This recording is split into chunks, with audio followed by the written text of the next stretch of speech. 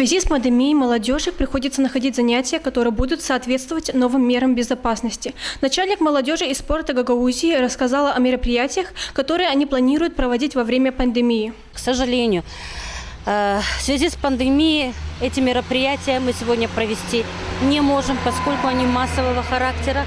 Поэтому вся работа отдела была перестроена на работу онлайн, работу удаленную, либо работу, связанную каким-то образом с тем, чтобы абсолютно по новой форме строить работу.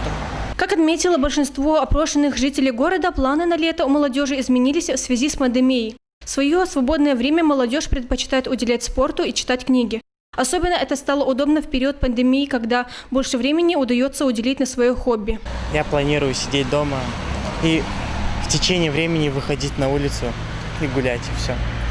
У меня никогда не бывает планов на лето. Все спонтанно получается. Свободное время обычно я провожу. Больше всего я провожу, конечно же, за компьютером, а иногда в перерывах могу и почитать книгу, либо заняться спортом. Там зависит от ситуации.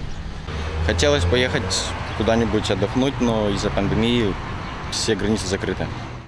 Хочу немного подзаработать, помогать дома родителям, поступить куда-нибудь учиться. Займусь спортом, чем-нибудь интересным. Открою для себя что-то новенькое. Я хотел поехать в лагерь, но из-за пандемии его отменили, поэтому не получится. По утрам утренняя пробежка, потом на работу, потом после работы почитать немножко и потом спать. Я планирую подзаработать немножко денег, начать заниматься спортом, читать побольше книг. Раньше все лагеря уже готовились к лету, начинались какие-либо ремонтные работы. Но, к сожалению, из-за пандемии пришлось закрыть все лагеря, чтобы не подвергать людей опасности заразиться коронавирусом. Сегодня, к сожалению, дети не будут иметь возможность отдохнуть в летних лагерях. Но у нас предусмотрена другая форма работы с детьми. Она необычная, она неоднозначная, нестандартная. Это онлайн-лагерь.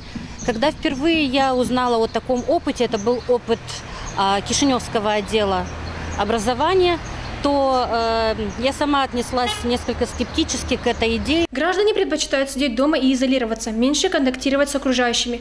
Как и у молодежи, так и у взрослых были скорректированы планы на лето.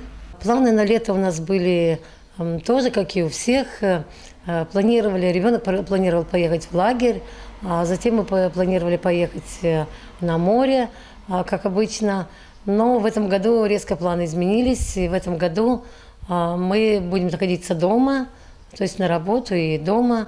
Ребенок тоже стал немножко помогать семье, тоже на летние каникулы даже тоже устроился временно там на несколько часов работать. И поэтому сейчас мы стараемся больше находиться дома, никаких развлекательных мероприятий, никаких, не отмечаем никакие события.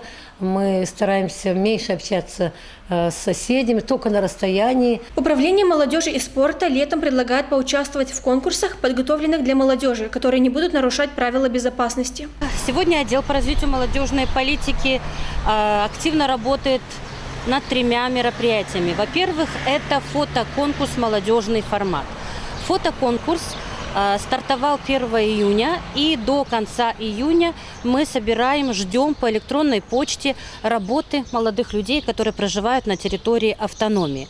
Фотография сегодня одно из любимых занятий молодых людей, поэтому мы им предлагаем не просто делать селфи, не просто их размещать где-то в социальных сетях, а поучаствовать в конкурсе. Напомним, что с 15 июня в Молдове вновь вводится ряд ограничений из-за роста заболевших COVID-19.